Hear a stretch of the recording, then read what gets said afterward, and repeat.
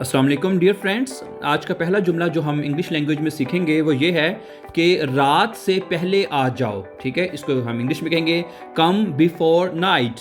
Come before night, रात से पहले आ जाओ। और दूसरा जुमला है अच्छी सी चाय बनाओ। Make good T.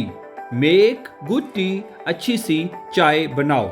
अगला जुमला है जी, मैं मूड में नहीं हूं। ठीक है, कैसे कहेंगे आप? I am not in the mood. I am not in the mood, मैं मूड में नहीं हूं। अगला जुमला है डियर फ्रेंड्स कि कुछ भी रातों रात नहीं होता। ठीक है, इसको हम इंग्लिश में कहेंगे nothing happens overnight. Nothing happens overnight, कुछ भी रातों रात नहीं होता। अगला जुमला है गलतियां हर किसी से होती हैं। ठीक है, एवरीवन मेक्स मिस्टेक्स।